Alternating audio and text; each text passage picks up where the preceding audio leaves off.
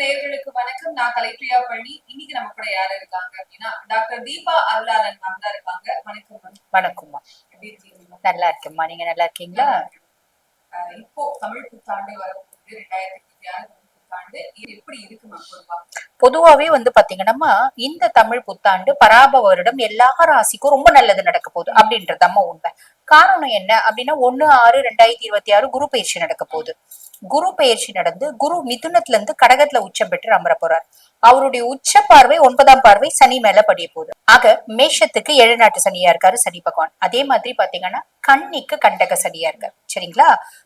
Next பாருங்க, தனுசுக்கு அர்த்தாஷ்டம சனியா இருக்காரு, கும்பத்துக்கு பாத சனியா இருக்காரு, மீனத்துக்கு ஜென்ம சனியா இருக்காரு. ஆக இந்த 5 ராசிகளுக்கு கொஞ்சம் கொஞ்சம் கஷ்டங்கள் அப்படின்றது இருக்கதான் செய்து.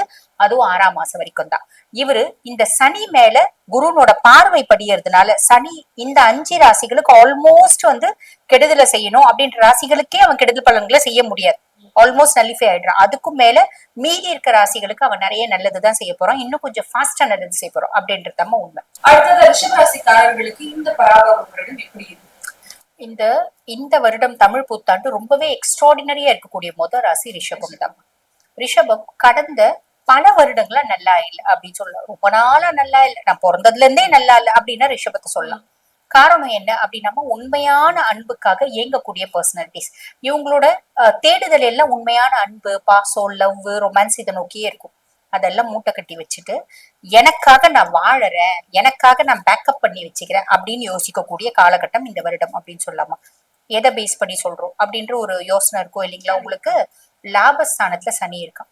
நீ என்ன வேலை செஞ்சாலும் ரிஷபத்தை பொறுத்த வரைக்கும் 365 நாளும் 24 மணி நேரமும் வேலை செய்யறதுக்கு ரெடி அப்படின்னா ரெடி அப்படின்னு போய் நிற்கக்கூடிய பர்சனாலிட்டிஸ் ரிஷபராசி பர்சனாலிட்டிஸ் தான் இருப்பாங்க. வேலை செய்யறதுக்கு சலிக்கவே மாட்டாங்க. அப்படிப்பட்ட பர்சனாலிட்டிஸ் லாபஸ்தானத்துல இருக்க சனி, நீ ஒரு தொழில்னு ஒண்ணு செய், ஆண்களை பத்தி கவலைப்பட வேண்டாமா, எல்லா ராசி ஆண்களும் வேலை செய்வாங்க. பெண்கள் அப்படின்னும் போது ரிஷபத்துல முக்கியமா வேலை செய்வாங்களா, நல்லா படிச்சிருப்பாங்க, ஆஃப்டர் மேரேஜ் வேலையை விட்டு நின்றுட்டு இருப்பாங்க, குழந்தை பிறந்த உடனே நின்றுட்டு இருப்பாங்க, இப்படி எல்லாம் இருக்காங்க. இது வரைக்கும் படிக்கவே இல்லை அப்படின்னாலும் அவங்களோட படிப்பு, அவங்களுடைய ஒரு சிந்தனைக்கு ஏற்ற மாதிரி ஒரு வேலை இல்ல ஒரு தொழில்னு தொடங்கணும். லாபஸ்தான சனி நீ உழைக்கிறதுக்கான லாபத்தை எல்லாம் மிச்சம் வைக்காம நான் கொடுப்பேன். உபஜயஸ்தானத்துல இருக்க சனி, இது ஒரு பெரிய பிளஸ். 10ல ராகு, நீ என்ன தொழில் செஞ்சாலும் அது ஒரு பிரம்மாண்டத்தை ஏற்படுத்துவோம். எங்கேயோ ஒரு குக்கிராமத்துல ஒரு வேலை செஞ்சுட்டு இருக்க, ஒரு டெய்லரா இருக்க, உன்னை சில 100 மக்களுக்கு மட்டும்தான் தெரியும். அப்படின் போது இந்த காலகட்டம், இந்த இன்ஸ்டா, எஃபி இந்த மாதிரிலாம் பல லட்சம் மக்களுக்கு உங்களை தெரியற அளவுக்கு உன்னை ஃபேமஸ் ஆக்கும்.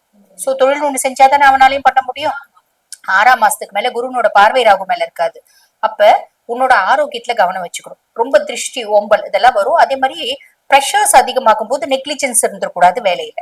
அதாவது ஆர்டர்ஸ் நிறைய வரும், ப்ரெஷர்ஸ் அதிகமாகும், வேலையில நெக்லிஜென்ஸ் இருக்கக்கூடாது. அதுல கவனம் அப்படின்றது வேணும், தட்டிடக்கூடாது. அதே மாதிரி பாத்தீங்கன்னா சுகஸ்தானத்துல கேது, உங்களோட ஆரோக்கியத்துல கவனம், உங்களோட தாயாரோட ஆரோக்கியத்துல கவனம் வேணும். வெளிநாடு போய் சம்பாதிக்கிறதுக்கான நிறைய வழியும் வாய்ப்பும் உண்டு. இதெல்லாம் பிளஸ். 3ஆம் பாவம் நம்மளோட முயற்சி ஸ்தானத்துல குரு பகவான். இந்த காலகட்டத்துல உங்களுக்கு பாத்தீங்கன்னா ஆக்கப்பூர்வமான சிந்தனையினாலேயோ அறிவாற்றல்னாலேயோ இன்பில்ட்டா இருக்கக்கூடிய டேலண்ட்னாலேயோ நாலேஜ்னாலேயும் உங்களுக்கு கான்பிடென்ட் லெவல் ரொம்ப ஜாஸ்தி வரும். இவ்வளவு விஷயங்கள் இருக்கு ரிஷபராசிக்காரர்களுக்கு. இந்த ஆண்டு இன்னும் சிறப்பா இருக்கணும்னா என்ன மாதிரியான பரிகாரங்கள் செய்யணும்? பொதுவா பாத்தீங்கன்னா ரிஷபம் நிறைய பேரை நம்பி நம்பி ஏமாறும். என்னமா நல்லா இருக்கியா, ஐயோ அவங்க என்ன நல்லா இருக்கான்னு கேட்டாங்களே, அவங்க எவ்வளோ நல்லவங்க, அப்படியே மொத்தமா ஏமாந்துடுறது. அந்த மாதிரி ஏமாறாம இருக்கணும் அப்படின்னாலே அம்பிகை வழிபாடு பண்ணணுமா. அம்பிகைக்கு எத்தனையோ வழிபாடு இருக்கு. இருந்தாலும் இந்த அபிராமி அந்தாதி தினம் ஒரு பாடல் பாராயணம் பண்றது ரிஷபத்துக்கு ரொம்ப நல்லது நடக்கும்.